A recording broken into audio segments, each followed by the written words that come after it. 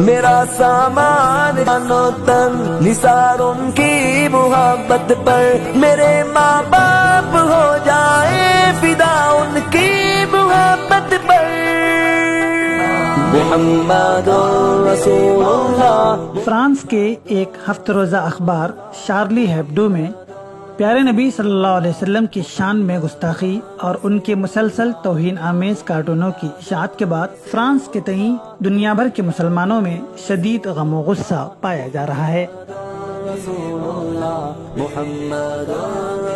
اظہار رائے کی آزادی کے نام پر گزشتہ دنوں اسکول کے طلباء کے سامنے پیارے نبی کی توہین آمیز کارٹونوں کی نمائش کرنے کی وجہ سے فرانس میں ایک ٹیچر کے قتل کے بعد پوری دنیا میں اس بحث نے شدت اختیار کی ہے۔ اس پر مستزاد یہ کہ فرانسیسی صدر کی جانب سے اس منحوس ٹیچر کو ہیرو قرار دینے والے بیان نے آگ میں گھی ڈالنے کا کام کیا ہے۔ دنیا بھر میں لاکھوں لوگ سراپا احتجاج بنے ہوئے ہیں۔ مسلم ممالک کی جانب سے فرانسیسی اشیاء کے بائیکاٹ میں بھی شدت آتی جا رہی ہے۔ بعض ممالک نے فرانسیسی سفیر کو واپس بلا کر اپنی شدید برہمی کا اظہار بھی کیا ہے۔ تاریخی لحاظ سے دیکھا جائے تو فرانس ایک طویل عرصے سے اسلام دشمن پالیسی اختیار کیے ہوئے ہے۔ 5 ملین آبادی کے ساتھ یورپ میں فرانس مسلمانوں کی آبادی والا سب سے بڑا ملک ہے، اور مزید یہاں کے لوگ بہت تیزی سے اسلام کی طرف مائل ہو رہے ہیں، جس کی وجہ سے یہاں اسلاموفوبیا بہت زیادہ ہے۔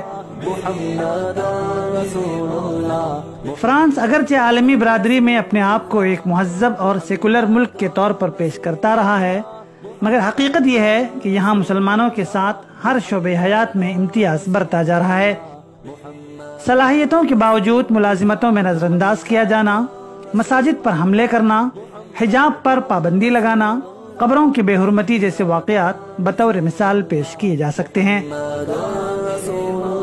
حیرت بلکہ افسوس کی بات یہ ہے کہ فرانس نے اظہار رائے کی آزادی کے نام پر اسلام اور مسلمانوں کی توہین کے مرتکب عناصر کو کھلی چھوٹ دے رکھی ہے۔ یہ بات پوری دنیا کے لوگ جانتے ہیں کہ ناموس رسالت پر مسلمان اپنی جان قربان کرنا گوارا کرتا ہے، مگر پیارے نبی کی شان میں گستاخی برداشت نہیں کرتا۔ میرا سامان جانو تن نثار ان کی محبت پر، میرے ماں باپ ہو جائے فدا ان کی محبت پر۔ اس بار فرانس کے تئیں مسلم ممالک میں قدر بیداری دیکھی گئی ہے۔ مانا جا رہا ہے کہ اسلام دشمن طاقتوں نے ہر دور میں جذباتی مسائل میں الجھا کر مسلمانوں کا استحصال کیا ہے۔ مسلمانوں کی سہل انگاری سے بھی مخالفین بخوبی واقف ہیں، اس لیے پوری منصوبہ بندی کے ساتھ وقفے وقفے سے ایسے معاملات سامنے لائے جاتے ہیں۔ ایسے میں ایک طرف عالمی سطح پر اس کے خلاف قوانین بنائے جانے چاہیے، تو دوسری طرف مسلمانوں کو بھی کچھ دعوتی و عملی اقدامات کرنے کی ضرورت ہے۔ پیارے رسول سے متعلق غلط فہمیوں کے ازالے کے لیے بھی مسلمانوں کو ہر سطح پر کام کرنے کی ضرورت ہے، جس کی اہمیت کو نظر انداز نہیں کیا جا سکتا۔ اہم بات یہ ہے کہ اہانت رسول کے نام پر ہونے والے کسی بھی قسم کے تشدد کی ہم مخالفت کرتے ہیں، مگر یہ بھی سچ ہے کہ محسن انسانیت کی توہین کرنے والا منحوس کسی بھی قسم کی ہمدردی و نرمی کا مستحق نہیں ہے۔